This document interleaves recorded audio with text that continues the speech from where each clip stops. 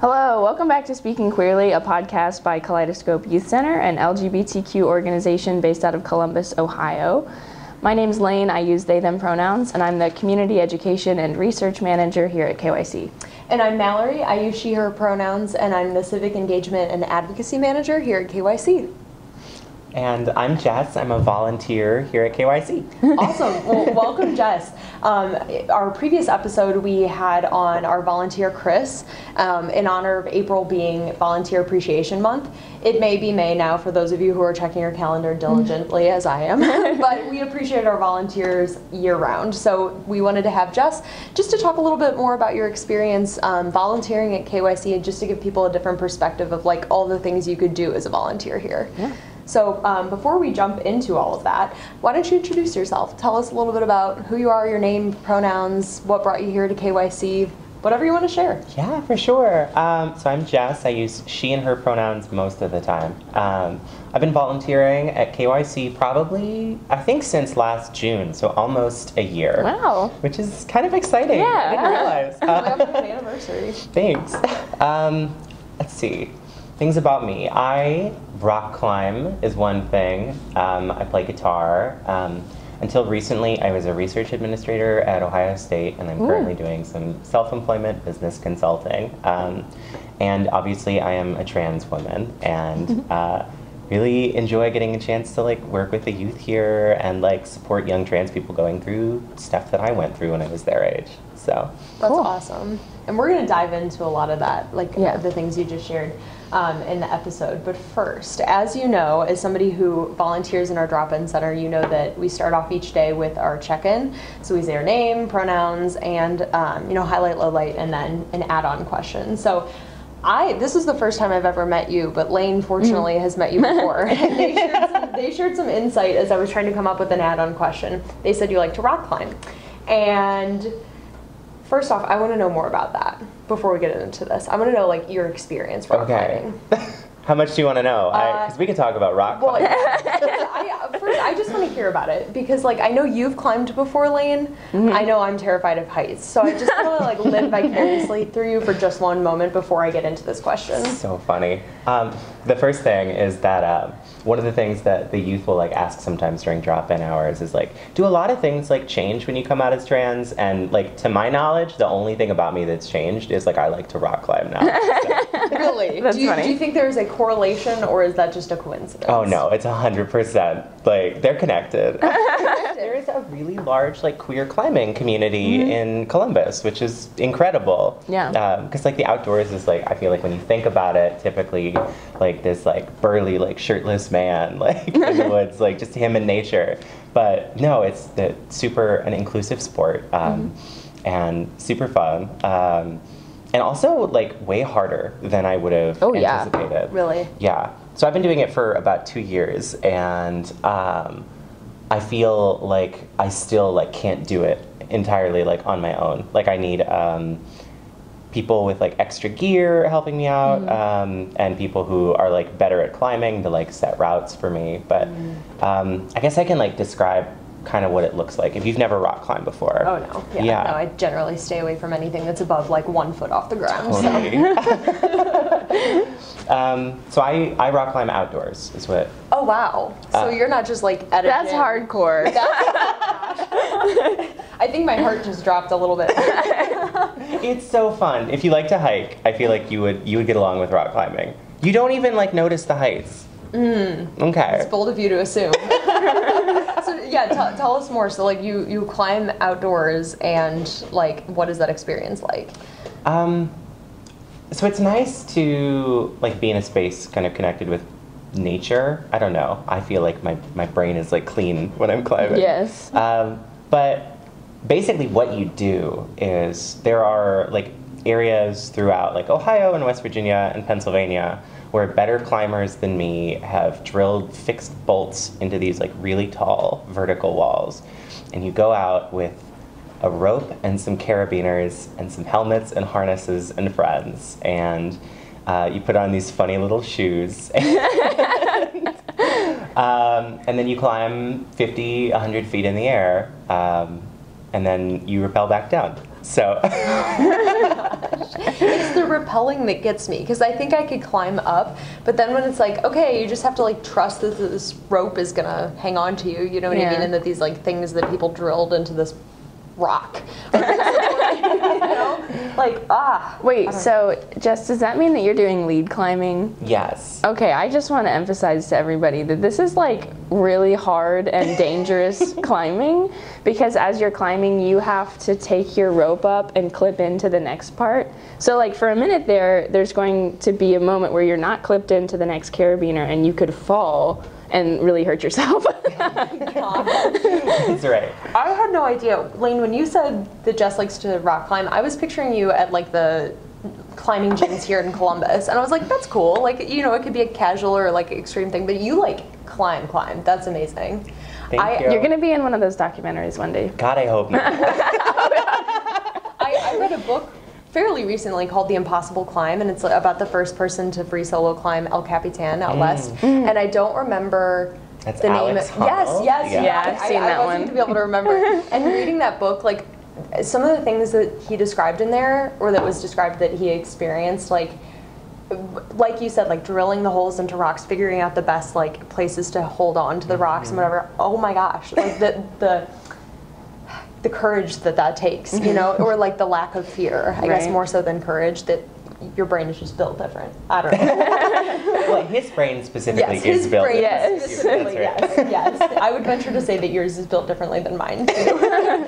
But anyway, this leads perfectly into my add-on question. This is a long lead into the add-on question, but I want to know, if you had to choose, would you free solo climb the face of a mountain? I don't care which mountain. Could be like some little hill in the Appalachian Mountains. I don't know. Or would you skydive?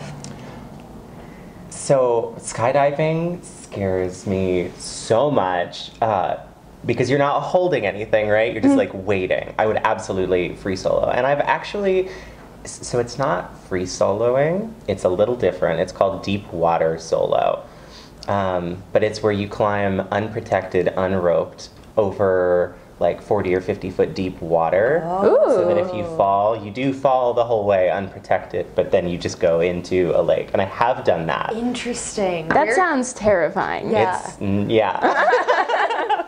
That's wild. I'm like over here like, okay, I have this like false sense of security when I'm over top of water. See, I was really hoping that this would be an episode that swimming wouldn't get brought up, but here we are again. You're just gonna find a way to work it into everything.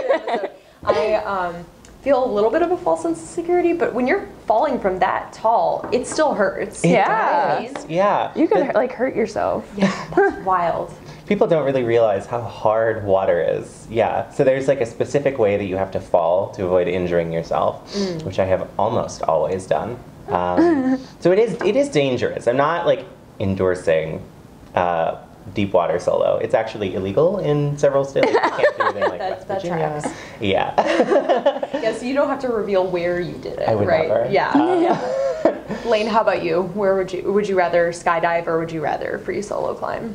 I'm gonna choose skydiving because I do not have the finger strength or the technical skills to go put myself on a rock with nothing to catch me. Yeah.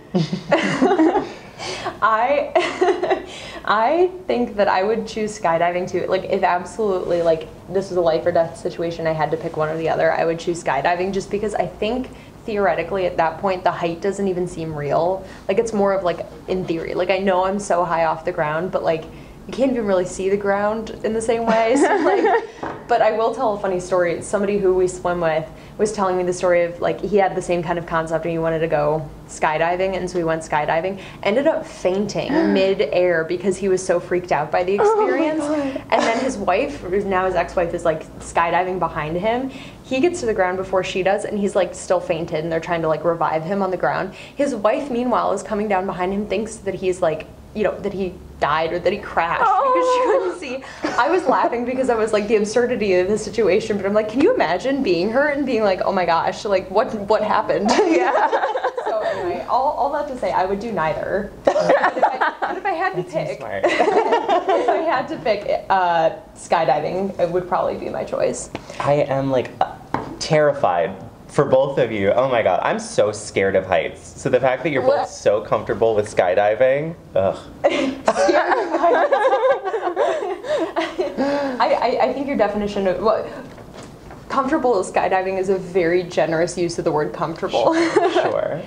I actually, in college, I was going through a rough patch, and I was looking at skydiving options in Iowa.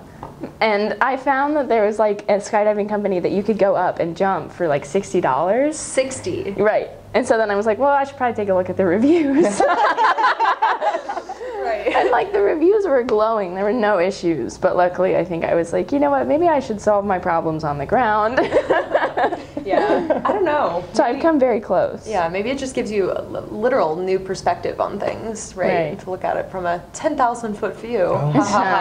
No. So one other thing before we get into some of the other questions, you mentioned that the queer climbing community here is pretty strong. Could you tell folks like how they can get involved if that's something that they're interested in? Absolutely. So actually a couple of my friends have started like a nonprofit organization that organizes social climbs and hikes and things for queer people. It's called Queer Climbing Columbus, and it's a really great community. So if folks want to get involved, it's on Instagram, it's on Facebook, I think, and it's just Queer Climbing Columbus. Amazing. And I can vouch for this group. I've gone a few times as like a newcomer in Columbus, and they've been so welcoming, and they have even like sensory nights. So if you're neurodivergent and struggle with certain sensory inputs and things like that, like they have opportunities that are more accessible too. Oh, wow. That's cool. Very cool. I wish that I could get involved, but I don't know if I trust myself. Maybe one of these days you guys can drag me out. So I want to know a little bit more about you as a kid, right? We served. Right, now we're getting into the real stuff, right? Jump right in there, Mel. Tell me everything. What day were you born? No. And you can interpret kid like very broadly. You could talk about when you were like 17. You could talk about when you were 7. I don't care, but I want to know about you as a young person and maybe like how that inspires like the work you do here at KYC. Yeah, go ahead, bare your soul. Oh, that is such a hard question. I was a weird kid, which I think maybe a lot of trans people can relate to. Because stuff that I was like supposed to enjoy was like difficult for me. I feel like I didn't get along with a lot of like boys my age or whatever.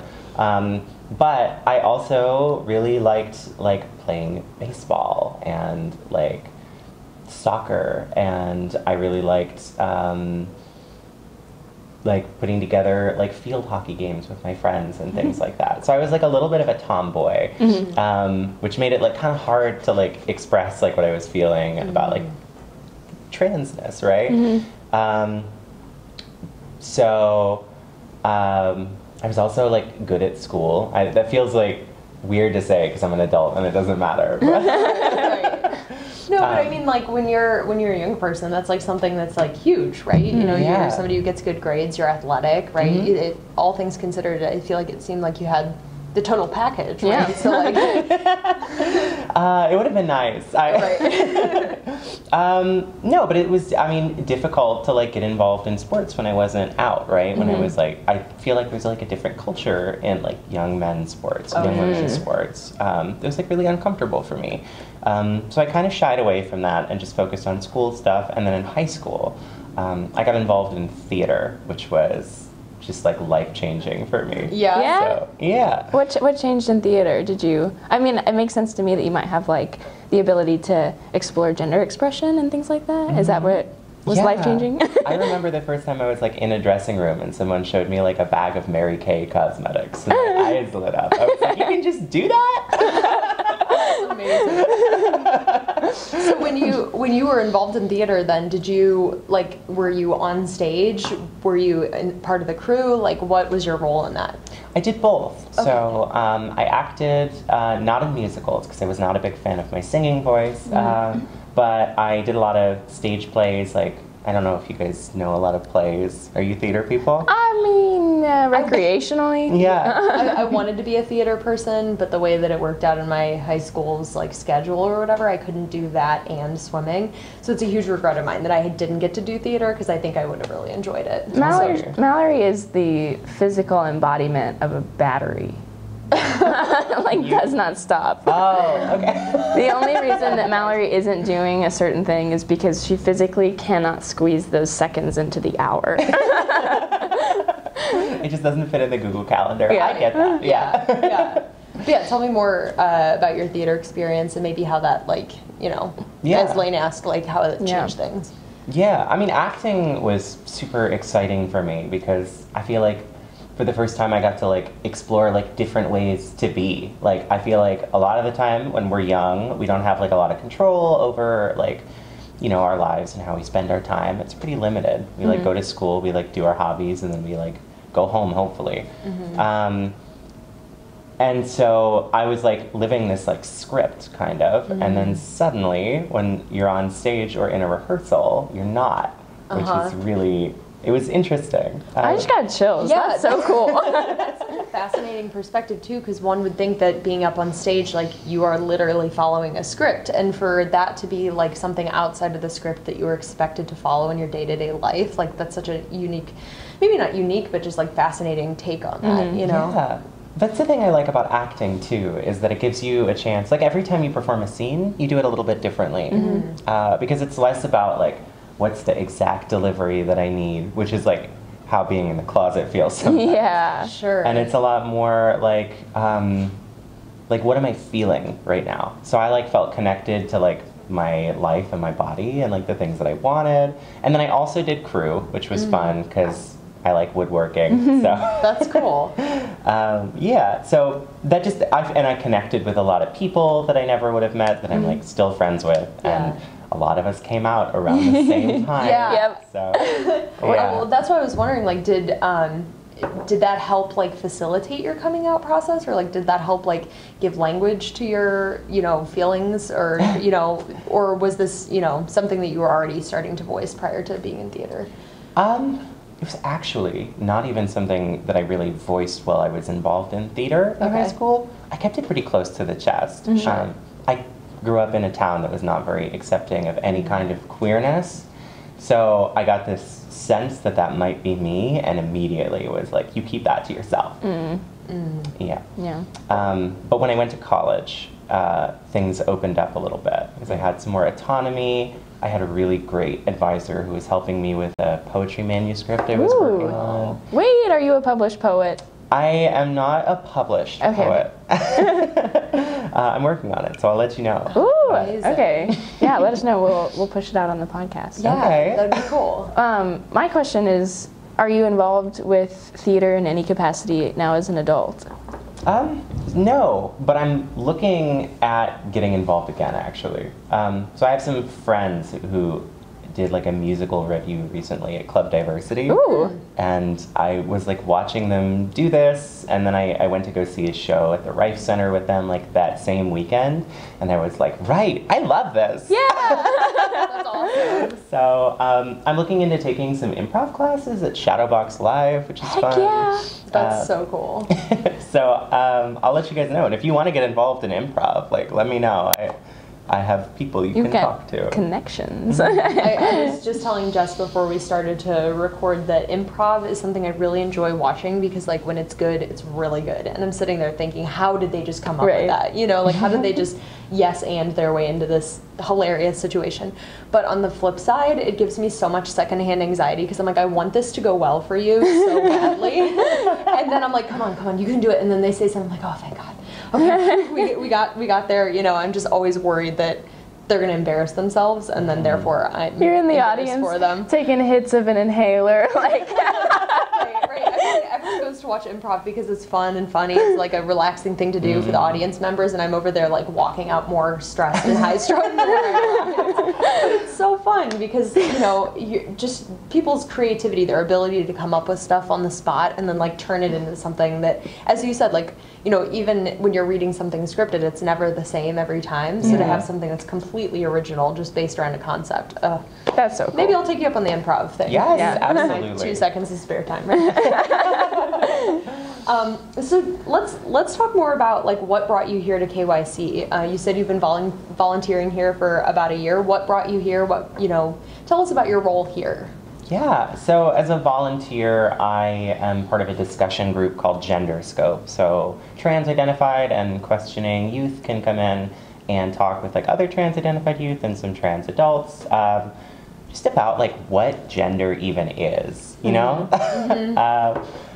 And I found out about KYC after a little bit of Googling, looking for like volunteer opportunities where I could support the queer community. And I was like, oh my God, I would have loved this as a kid. Like just being in a room with other people that are like me, when I had like barely ever met anybody that was like even outwardly queer, like would have been life-changing.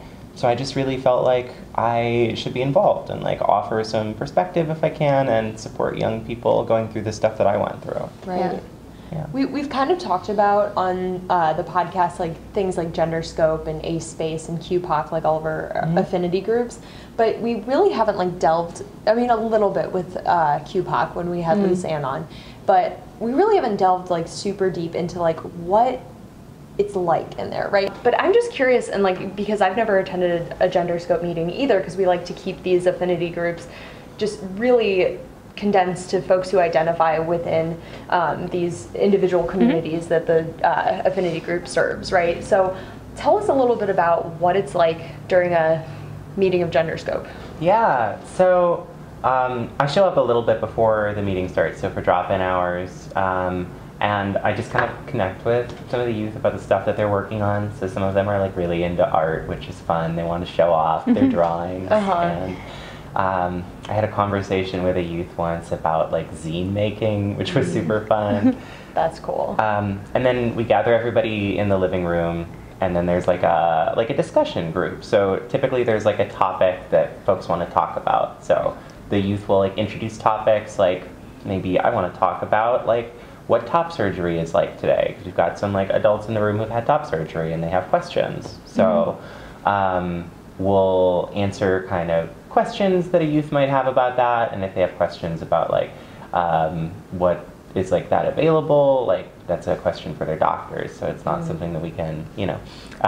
But I think just giving like an adult perspective on things that like young queer people and young trans people are interested in is like super valuable. But it's like kind of a peer discussion group. So if sometimes there's some venting about like my teacher misgenders me a lot and there's nothing I can do about it, or my aunt is mean to me, or something like that. And it's I don't know, in my head, right, this is one of the few safe places that a lot of youth have to like talk about that stuff and be like frustrated about people who don't get what being trans is like, especially at their age, and just talk to one another. So really I'm trying to like facilitate that. So it's like I'm not there to like give anybody answers. We just like talk, and it's like a nice discussion for about an hour, and then the youth want to linger because they get really excited about whatever we're talking about, and we have to tell them to go home. Well, I just think about like, you know, we were just talking about your experience, like, you know, with theater and then coming out, and you're not that old, right? But, you know, I know this is a podcast, we can't really like see how old people are, but like back when I was a young far one, removed from this time in your life too. And so I don't know what you're talking about. how does it feel to you to be like the giver of the advice? You know what I mean? Because I'm sure in many ways like you're feeling like, oh, I'm still figuring things out too. And then the fact that people are looking to you for wisdom, what is that like? That's such a funny question. This is just what trans people do. Or like, you've been trans for 2 years, congratulations, you're a queer elder. Like, Oh my God. welcome to the community. You've got to like answer like DMs from people that are like, oh my God, you are so good at being trans. Right. So yeah, I was freaked out at first, because I was like, these young people are like asking me questions and I don't have answers. Like, how do you make queer community happen? Like, how do you make friends? Like, what do I do about like frightening legislation? Like, I don't know. Like, Right. Like, but, I'm still trying to figure it out too, you know? Yeah, but we're kind of in it together, and I feel like that solidarity is what's important. Oh, I love that. So That's really cool. I think what I didn't realize is when I started this is my first job right out of college, and so I very much was like, I have no idea what y'all have lived through. Like, we're not that much different in age range, but I did realize like I've been out now for almost 3 years, and so in that time I've been able to pick up on some things like a question that I get frequently now is like, what do I do when somebody is not going to use my name or pronouns and it's really upsetting? And I'm like, well, you have to pick your battles. And like, that's just something that I kind of figured out through trial and error of like, who do I put effort into, who's worth the difficult conversations, or do I just ignore and give up on them? And so I think that was something that I was really excited to figure out when I first started working with the Genderscope youth in particular, is they just have a lot of those like kind of teenager growing up social interaction questions that are framed in a slightly different way because of their identity. Yeah. Yeah. And it is a little different than like when I was in middle school or high school. Like they're like all on so many types of social media, which like I'm still not. Like, Good for you. Thanks, I try. I'm also just really bad at it. So, but, or like just the fact that they're out, right? Like they're able to be like, I'm trans, and they're like 12, 13, 14. Like that's crazy. That is not a thing that I did. No. It's really remarkable, and something that like everyone's always talking about is like, you know, well, maybe it's just a phase, or they're too young to know. Like you have to wait until you're 18 to have gender affirming care. You know, because blah, blah, blah, suddenly you know, our like, brains work at 18. Right. Yeah, first off, that's, you know, it's not like, you know, suddenly your prefrontal cortex is, you know, fully developed right then and there, right? But you know, there's all of this like, oh well, when you're older, you'll understand. But there's not enough like appreciation for the profound self-awareness that youth have, and like part of that is like facilitated through social media, and like they have the ability to see people who are like outside their community of folks that they see in person, which is like, you know, while social media can have its problems, that's a really profound resource. But the fact that people are able to like see this thing and then recognize, oh wait, that's me, and to have that reflection, like that takes work to have that much self-reflection, and there's not nearly enough talk that's celebrating youth for like, wow, you've figured out this thing that maybe there's so many adults who will never take that time to contemplate their gender identity, their sexuality, like anything about themselves like that, you know? Like it's remarkable. Yeah. And when you say like there's people who are 12 and 13, like when I was 12 and 13, like I didn't know anything about myself. Like you know yourself, but you know, the things that I've learned since then, it's, I mean, I wouldn't say it's like, you know, life-changing for anyone outside of myself, you know what I mean? Absolutely. But like, you know, it's something that should be celebrated. And to the people who talk all the time about, you know, it's a phase, like childhood is just a series of phases. You know, your kid watches like Grey's Anatomy and then wants to go to med school. Like that's a phase. Right. And your job as a caregiver and a parent is just to love them through their phases. Yeah. So just love your kid, and and then everything I think will be okay enough. Right. I love that. Because like, what if it is just a phase? You know, like, and you have to do the cost benefit of like, maybe it's a phase and I ignore it, or maybe it's not a phase and I ignore it, and there's real harm done there. Yeah, because even if my parents weren't celebrating my, I don't know, American Girl phase or Blue's Clues phase or whatever, you know what I mean? Like that still makes the kid feel like their opinions aren't valued. So even if it is a fleeting thing, right? This is like super hypothetical. I'm not trying to say that it is a fleeting thing, but like even if it is, you're still like devaluing what's important to that young person at that time of their life, you know? And that doesn't feel good. No. No. Yeah, it blows my mind the kind of stuff that people will say about trans youth, because even if you do think it's a phase, if like your kid wants to play baseball and you're like, I'm gonna put them through conversion therapy about it. Like, right. I don't know if that's too heavy for the podcast. It's fine. Okay. You're good. No, you're good. And there are things that like the youth will need help. Like there's things you can't manage when you're 13, 14, 15, right? Like really difficult like home issues and things like that. Like youth do need support. They just don't need support not to be trans. Right. Yeah. Right. Okay, I'm off my soapbox. Stay on your soapbox if you want. So, Jess, could you tell us a story, or maybe even a couple stories, about a memorable experience you've had while volunteering at KYC? Yeah. Okay, so the first time I ever met like a young trans woman at KYC, she really wanted to tell me about like, it was like Monster Prom or something. I heard of this. They're like dolls, right? I think or it's like a so. show? Oh, Yeah, yes. like brats when we were Yes, kids. I was gonna liken it to that, yeah. And I was like sitting there, and this girl was telling me about like her monster prom dolls or whatever, and I was just like, oh my god, you're like 12 and you can do that. I don't know, that blew my mind. I was so excited. I was like, yeah, tell me about that. Right. 'Cause, like, I How many do you have? you at 12, you probably would have loved to own a monster doll, or Right. like, to have somebody to talk about with it, you know? Mm-hmm. And I was like, I don't get it, like, but I can support this 100. Like, Yes, you're supporting a person's phase. Yeah. She's like, yeah. I love that. So if you had to offer some advice for people who are maybe considering volunteering with KYC. Because now you're an elder volunteer. That's Yes. right. You've been here for a year, you're an elder. Why should people volunteer with KYC? Oh my god, just do it. It's sorry, that's not helpful. I'll try. It's just amazing to be able to spend time with like young people and watch them grow into like really cool adults. And like everybody deserves that. So like do yourself a favor. I love that. That's so simple and so like exactly what I would have said too. I love that. Well, Jess, thank you so much for being a KYC volunteer first and foremost, but for taking so much time out of your day to sit here and talk to us and share your experiences and maybe inspire some folks to go free solo climb or something. I don't know. Yeah. Do not. Do not do that. Well, if you are interested, if you've been inspired by Jess's story and you're interested in getting involved with KYC as a volunteer, visit kycohio.org/volunteer to sign up. You'll have to fill out a quick Google form, tell us about yourself and your availability, that kind of thing. It's very simple. You will have the option of signing up to help out during weekday drop-in programming like Jess does, or you can also help out during special events like other proms, Summer Institute, Pride, things like that. Once you sign up, you'll schedule a time for an interview, you'll have a background check, you know, just to make sure you're cool to hang out with youth, and we'll schedule a training session before you begin. So it takes a little bit of time, but I would say it's absolutely worth it, wouldn't you? Oh yeah. Yeah.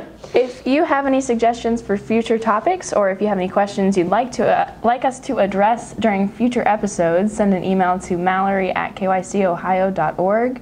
Be sure to subscribe and leave us a review on Spotify or Apple Podcasts, and share this episode with a friend so they can be part of the conversation too. You can follow us on all social media platforms at KYC Ohio. And if you've liked what you've heard so far, visit kycohio.org/donate. You can make a one-time donation or join our Unity Circle. Your contributions will help KYC continue to serve, so many letters, LGBTQIA+ youth through programming, community-based wellness, and behavioral health supports, or through general educational tools like trainings and this podcast. Awesome. Well, thank you so much again, Jess, and we look forward to having you around for the next year and beyond. Yeah, right? thanks for having me. I'll see you guys at drop-in. Awesome.